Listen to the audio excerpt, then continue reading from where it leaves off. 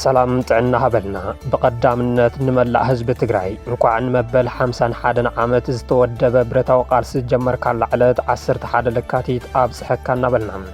ንሕዚ ዝሓረናዮም ሓበሬታታት ከም ስዕብ ተዋዲዶም ኣለዉ ክሳብ መወዳእታ ምሳና ንኽጸንሑ ብምዕዳም ፈለማ ዓበይቲ ነጥብታት አብይን ኤርዶዋን አያድነው ሳዳም ሁሴን አያድነው ቭላድሚር ፑቲን አያድነው ማንም አያድነው ፕሬዝዳንት ቱርኪያ ረሲብ ጠይብ ኤርዶሃን ንስርዓት ብልጽግና ዘይተሓሰበ መርዳእ ኣስሚዖም ቱርኪያ ኣብ ቀርኒ ኣፍሪካ ብፍጹም ሓድሽ ጎንፂ ክትርኢ ኣይትደልን ክብሉ ንህንዳደ ኩና ስርዓት ብልጽግና ማይ ክዕወምሉ ተዋሂሉ ቅድሚ 4 ዓመታት ኤርዶሃን ኣየድሕኖ ሳዳም ሁሴን ይኹን ቭላድሚር ፑቲን ኣየድሕኖ ዝተባሃሉ ኣብይ ብኤርዶሃን ድሒኖም ዶ እንምልከቶ ጉዳይ እዩ በኻልእ ዜና ንፕሬዝዳንት ኤርዶሃን ሲዒቡ ሓደ መዘራረቢ ጉዳይ ናብ ኣዲስ ኣበባ ከም ዝኣተወ ተገሊጾሎም ኩናት ንኸፍቱልና እናኻወቡና ይርከቡ ክብሉ ኣቦ መንበር ውድብ ሕወሓት ዶክተር ደብረጽዮን ገብረ ሚካኤል ገሊጾም ፕሬዝዳንት ጊዜያዊ ምምሕዳር ትግራይ ታደሰ ወረደ ድማ ሰላሚና ንደሊ ማለት ንባዕልና ኣይንከላኸልን ማለት ኣይኮነን ክብሉ ተሰሚዖም ኣብ ትግራይ ተፈጢሩ ዘሎ ስግኣትን መራሕቲ ዘሕለፍዎ መልእኽትን ፈላማይ ትሕዝቶና ጌርና ኣለና ህዝቢ ኤርትራን ህዝቢ ኢትዮጵያን ክልተ ህዝቢ ይብሉ ዝዛረብ ድሕሪ ሕጂ ነቲ ሓቂ ዘይፈልጥ ጥራይ ካብ ገዲም ህዝብታት ኢትዮጵያን ኤርትራን ክልተ ህዝቢ ኢሉ ዝኣምን እንተሎ ንሱ ነቲ ሓቂ ዘይፈልጥ እዩ ዝበለ መንግስቲ ኤርትራ ንባንዴራን መራሕትን ኢትዮጵያ ዘንዕቕ ስእሊ ንምርኢት ምቕራቡ ኣዘራርብነቱ ቀፂሉ ኣሎ ኣብዚ ሰሙን እዚ ኣብ ወደብ ባፅዓ ዝተኻየደ መበል 36 ዓመት ዝኽሪ ስርሒት ፈንቅል ንምርኢት ካብ ዝቐረቡ ስእልታት ሓደ ንብዙሓት ኢትዮጵያውያን ዘጓሃየ ኮይኑ ኣሎ ሕንቅሊታይ ዝኾነ ጉዳይ ፕሬዝዳንት ቢን ዚያድ መንግስት ፌደራል ንትግራይ ንምውራር ዘካይዶ ዘሎ ክባን ካልኦትን ኣካል ትሕዝቶታትና እዮም ሰናይ ጸንሒት ኩናት ንኸፍቱልና እናኻወቡና ይርከቡ ክብሉ ኣቦ መንበር ሕወሓት ዶክተር ደብረጽዮን ገብረ ሚካኤል ገሊጾም ፕሬዝዳንት ጊዜያዊ ምምሕዳር ትግራይ ታደሰ ወረደ ድማ ሰላሚና ንደሊ ማለት ንባዕልና ኣይንከላኸልን ማለት ኣይኮነን ክብሉ ተሰሚዖም ከም ትግራይ ዘሊልካ ዝእቶ ኩናት የብልናን ዘይተጸንቀቐ ሰላማዊ ኣማራጽ ኣሎ ዝበሉ ፕሬዝዳንት ታደሰ ወረደ ብሰላማዊ መንገዲ ዝለዓሉ ሕቶታት ህዝቢ ትግራይ እንተዘይተፈቲሖም ተገዲድካ ናብ ኩናት ክእቶ ከም ዝኽእል ኣንፊቶም ህዝቢ ትግራይ ንሰላም ኢሉ ዋጋ እኳ ይኸፍል እንተሃሎ ሕዚ እውን ጸገማት ብሰላማዊ መንገዲ ምፍታሕ ንጎኒ ገዲፉን ኩናት ንዝእውጅ ኣካል ምምካት ግን ግድን ክኸውን ኢሎም በዓል 11 ለካቲት ኣብ ትግራይን ተጋሩ ኣብ ዝርከቡለን ዝተፈላለዩ ከተማታት ወፃን እናተኸበረ ይርከብ ትማሊ ኣብ ድሮ በዓል 11 ለካቲት ኣብ ሓወልቲ ሰማዕታት ስነ ስርዓት ምቕማጥ ሕቑፊ ዕምበባን ምውላዕ ጥዋፍን ዝተሳለጠ ኮይኑ ህዝቢ ትግራይ ኣብ ከቢድ ጸገማት እናሃለዎ እውን ምንተ ሰላም ክብል መስዋዕት እናኸፈለ ምዃኑ ጊዜያዊ ምምሕዳር ትግራይ ገሊጹ ኣሎ ኣብቲ ብምኽንያት መበል 51 ዓመት ምጅማር ብረታዊ ቃልሲ ውድብ ሕወሓት 11 ለካቲት ሰማዕታት ንምዝካር ዝተሳለጠ ስነ ስርዓት ዝተረኸቡ ፕሬዝዳንት ጊዜያዊ ምምሕዳር ትግራይ ሌተናል ጀነራል ታደሰ ወረደ ህዝቢ ትግራይ በብእዋኑ ጸገማት እናጋጠሞ እናተቃለሰ ጸንሐ እንትትከውን 11 ለካቲት ግን ብዝተወደበ መልክዑ ዝተቃለሰሉን ውጽኢቱ ድማ ንደርጊ ዝደምሰሰሉን ኢሎም ድሕሪ ዓወት ህዝቢ ትግራይ ንምጽናት ኮነ ተባሂሉ ዝተተለመ ጽንተታዊ ኩናት ከም ዘጋጠመ ብምሕባር እቲ ኩናት ብስምምዕ ፕሪቶሪያ ጠጠው እኳ እንተበለ ክሳብ ሕዚ ተመዛበልቲ ናብ መረበቶም ዘይምምላሶምን ግዝኣቶም መሬት ትግራይ ናብ ንቡር ዘይምብላሱን ዛጊድ ካብ ዘይተመለሱ ሕቶታት ህዝቢ ትግራይ ምዃኖም ኣገንዚቦም እዚ ኮይኑ ህዝቢ ትግራይ ዋላ እኳ ከቢድ ጸገም እንተሃለዎ ሰላማዊ ምላሽ ንምርካብ ጻዕሪ ይገብር ከም ዘሎ ዝገለጹ ፕሬዝዳንት ታደሰ ወረደ ናብ ኩናት ስቑኢልካ ክእቶ ከም ዘይግባእን ጸገማት ብሰላማዊ ንኽፍትሑ ጻዕሪ ይግበር ከም ዘሎን ይኹን በር ዝለዓል ሕቶ ብኣግባቡ እንተዘይተመሊሱ ኩናት ክፍጠር እውን ከም ዝኽእል ኣጠንቂቖም ህዝቢ ትግራይ ዘሊሉ ናብ ኩናት ምእታው ከም ዘይደልን ዘይተጸንቀቐ ሰላማዊ መማረጽታት ንምጥቃም ይጽዕር ከም ዘሎን ኩናት ከይውላዕ ብቐንዱ ግደ ተደራደርትን መደራደርትን ዝለዓለ ከም ዝኾነ ብምዝኻር ጸገማት ብሓይሊ ክፈትሕ ዝብል እንተሃልዩ ግና ምምካት ግድን ከም ዝኾነ ኣጣሊሎም ከበዚ መጠን ህዝቢ ትግራይ ብወገን ትግራይ ዘሎ ድሌታት ግልጽ እዩ ምባል የድልን ምብርባሽ ዘድሊ ነገር ኣይኮነን ስማፀካ እንተልዩ ዶክተር ብለ ዘይትኽእል እንተልዩ ወይ ድማ ሰላማዊ ዘይኮነስ ብሓይሊ ጥራሕ መፍትሒ ንምግባር ድሌት ሒዝካ ዝምፃእ እንተልዩ ምክልኻል ግድን እዩ ክኸውን ኣቦ መንበር ውድብ ሕወሓት ዶክተር ደብረጽዮን ገብረ ሚካኤል ብወገኖም 11 ለካቲት እንትነኽብር ታሪኽና ብምዝካር ጥራሕ እንተይኮነ ጸገማት ብሰላም ንምፍታሕ ግቡእና ብምፍጻምን ጥሒሱ ንዝመጽእ ድማ ክንምክት ቃል ብምእታውን ይኽብሉ ገሊጾም ውዕሊ ፕሪቶሪያ ከይተፈጸመ 3 ዓመታት ከም ዝቆጸረ ዝገለጹ ዶክተር ደብረጽዮን ብሰንኪ እዚ ህዝቢ ኣብ መከራን ስቃይን ኮይኑ ብሕማምን ጥምየትን ይረግፍ ምህላው ኣብዚ ብሰገረ ትግራይ ናብ ክባ ብምእታው ማሕበረ ቁጠባዊ ጸቕጢ ምውጽሑን ወራር ንምፍጻም ምድላዋት ይግበሩ ምህላዎም ኣጣሊሎም 11 ለካቲት እንትነኽብር ሕሉፍ ቃልሲ ብምዝካር ጥራሕ እንተይኮነ ዝሕዚ ዘሎ ቃልስን ርብርብን ዝሓትት ኩነታት ብምሕሳብ ክኸውን ይግባእ ዝበሉ እቶም ኣቦ መንበር ተደጒሉ ዘሎ ወራር ብሰላም ንምፍታሕ ግቡእና ብምፍጻምን ጥሒሱ ዝኣቱ እንተሃልዩ ግና ንህልውናናን ድሕንነትናን ኢልና ክንምክት ቃል ብምእታው ይኽብሉ ገሊጾም እቲ ተደጒሉ ዘሎ ወራር ብሰላም ብዘተ ክፍታሕ ግቡእና ንፍጽመሉ ጥሒሱ ንዝመጽእ ግን ንህልውናናን ድሕነትናን ኢልና እውን ክንምክት ግበአና ምዃንና ቃልና ኣትወሉ ዕለት እውን እዩ ኣብ ትግራይ ዝተኣወጀ ወራር ጆኖሳይድ ንክልተ ዓመታት ደማዊ ምፍሳስ ምስ ተኣናገደ ኣብ 2015 ዓመተ ምህረት ብውዕሊ ፕሪቶሪያ እኳ ጠጠው እንተበለ መንግስቲ ፌደራል ነቲ ውዕሊ ብሙሉእነት ክትግበሮ ብዘይምኽኣሉ ከም ዝተኸለፈን ከም ዝፈረሰን ውድብ ሕወሓት ይኸስስ ብወገነይ ክገብሮ ዝግበአኒ ወጊነ ዝዕንቅፍ ዘሎ ውድብ ሕወሓት ብምባል ንሓቂ ዝጉሕፅፅ መንግስቲ ፌደራል ድማ ሕዚ ኣብ ልዕሊ ትግራይ ዳግም ወራር ንምፍጻምን ህይወት ኣሽሓት ንምምላዕን ከም ሓርገጽ ኣፉ ከፊቱ ይርከብ መንግስቲ ፌደራል ኩናት ንምኽፋት ዘኽእሎ ኩሉ ምድላ ወጊን እኳ እንተሃሎም ትግራይ ንኩናት ዝሽከም እንግድዓ የብላን ኩናት ኣየድልየናን ብፍላይ ሕዝቢ ዘሎ መሪሕነት ሕወሓት እናተመርሐ ዝካየድ ኩናት ክዕወት ኣይኽእልን ብምባል ስጋኣቶም ዝገልጹ ተጋሩ ብዙሓት እዮም ሕወሓት ግና ንሰላም ክሰርሕ ነዚ ነፂጉን ዝመጽእ ሓይሊ ግና ኣብ ዝኽሪ 11 ለካቲት ንህልውናናን ድሕንነትናን ኢልና ክንምክት ቃል ክንኣቱ ይግባእ እናበለ ይርከብ ህዝቢ ኤርትራን ህዝቢ ኢትዮጵያን ክልተ ህዝቢ ይብሉ ዝዛረብ ድሕሪ ሕጂ ነቲ ሓቂ ዘይፈልጥ ጥራይ ካብ ገዲም ህዝብታት ኢትዮጵያን ኤርትራን ክልተ ህዝቢ ኢሉ ዝኣምን እንተሎ ንሱ ነቲ ሓቂ ዘይፈልጥ እዩ ዝበለ መንግስቲ ኤርትራ ንባንዴራን መሪሕነትን ኢትዮጵያ ዘናዓቕ ስእሊ ንምርኢት ምቕራቡ ኣዘራረብነቱ ቀፂሉ ኣሎ ኣብዚ ሰሙን እዚ ኣብ ወደብ ባፅዓ ዝተኻየደ ዝኽሪ መበል 36 ዓመት ስርሒት ፈንቅል ንምርኢት ካብ ዝቐረቡ ስእልታት ሓደ ንብዙሓት ኢትዮጵያውያን ዘጓሂ ኮይኑ ኣሎ እቲ ምስሊ ሓደ ኮንጎ ሰኣን ዝገበረ ወታደር ኤርትራ ነቲ ቆፃል ብጫን ቀይሕን ሕብሪ ዘለዎ ባንዴራ ኢትዮጵያ ክረግጽ ከሎ ብንጹር ዘርኢ ኣብቲ ምስሊ ብተወሳኺ ስእሊ ሃፀይ ሃይለስላሴ ኮሎኔል መንግስቱ ሃይለማርያም ቀዳማይ ሚኒስትር ነበር መለስ ዜናውን ናይ ሕዚ ቀዳማይ ሚኒስትር ዶክተር አብይ አሕመድን ናብ ባሕሪ እንትጠልቁ ዘርኢ ኣብቲ ካብ ሃፀይ ሃይለስላሴ ክሳብ ሕዚ ዘለዉ መራሕቲ ናብ ባሕሪ እንትጠልቁ ዘርኢ ስእሊ ግና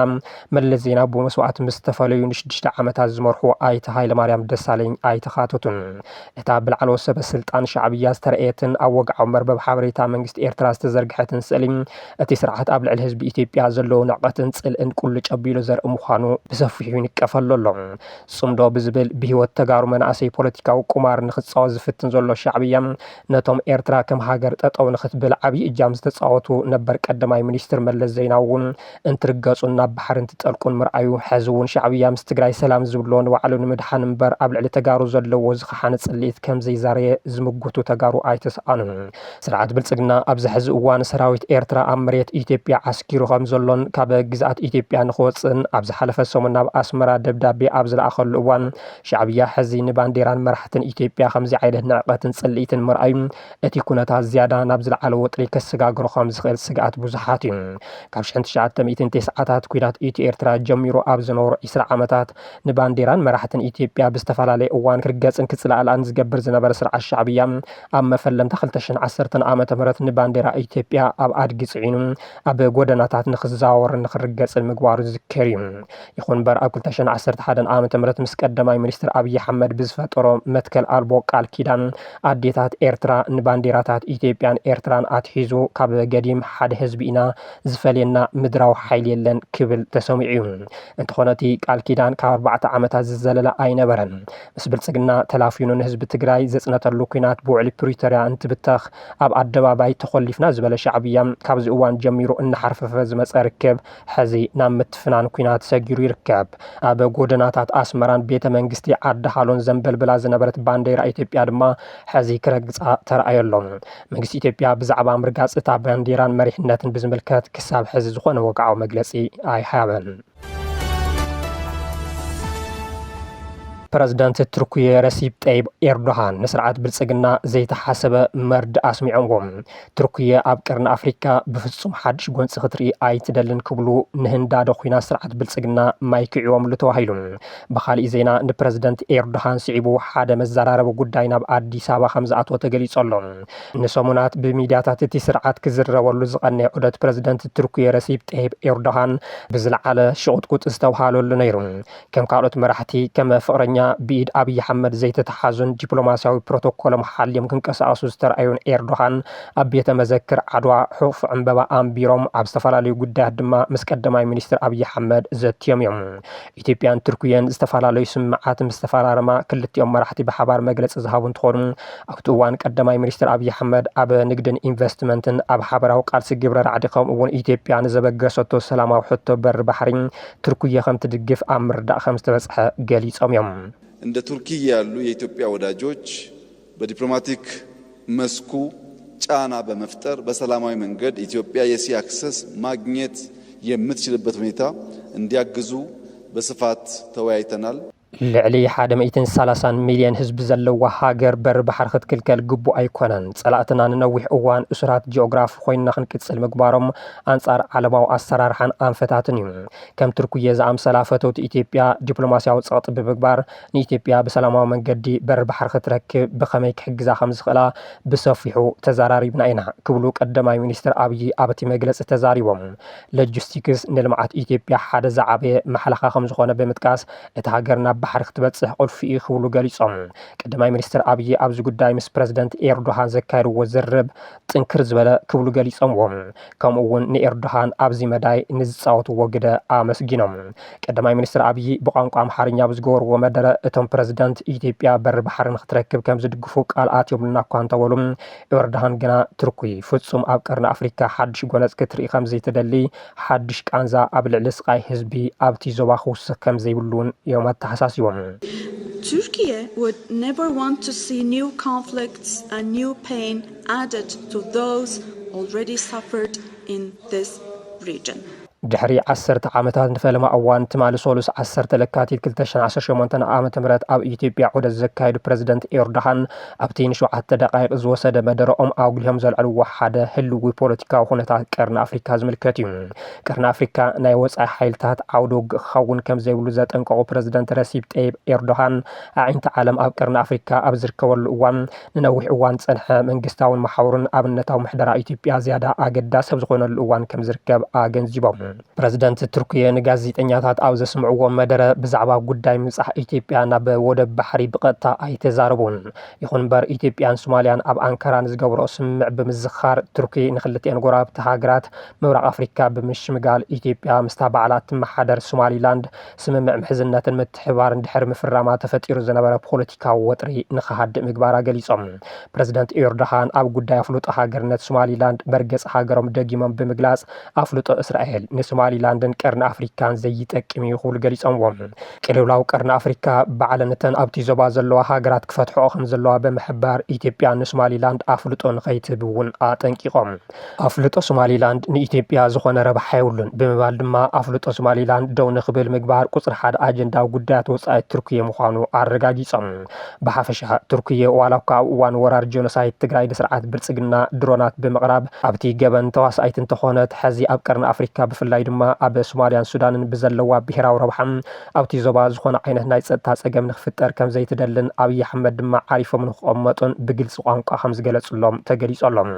ኣብዚ ሓደ እዋን ናይቲ እዋን ኣፈኛ ትግራይ ዝነብሮ ኣይተ ጌታቸው ረዳ ዝተዛረብዎ ንኽንዝክር ተገዲድና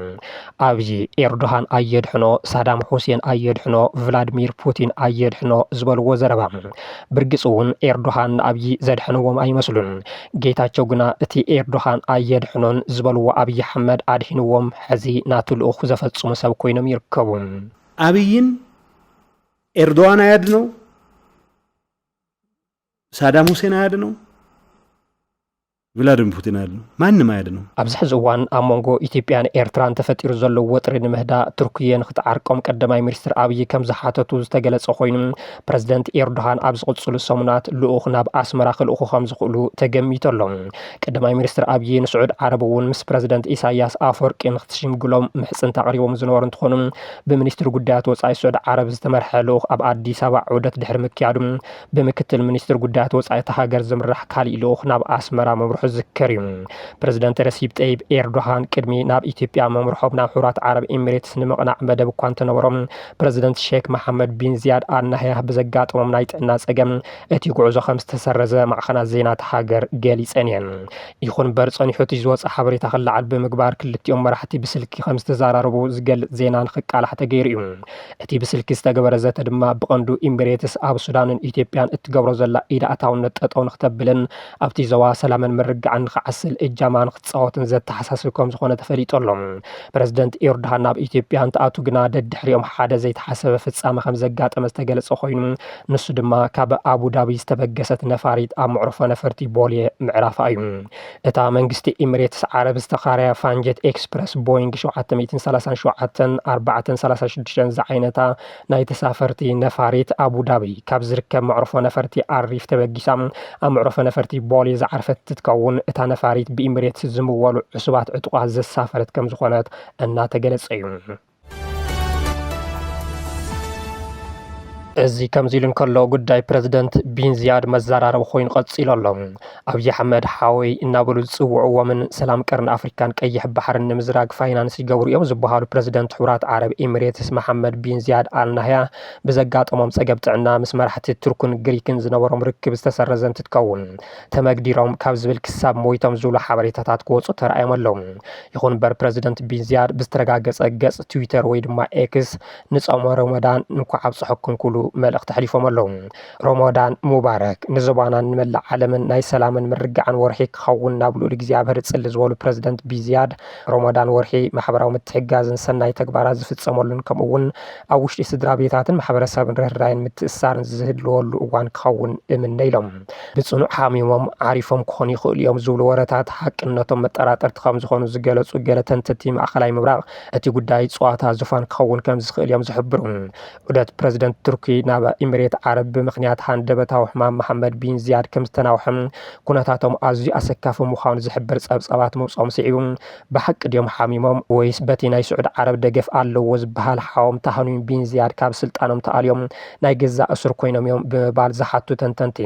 ካብቲ ኩነታት ብምብጋስ ካብ ስልጣኖም ተኣልዮም ክኾኑ ይኽእሉ እዮም ዝብል ጥርጣሬ ሚዛን እንዳደፈ ይመጽ ኣሎ ይብሉ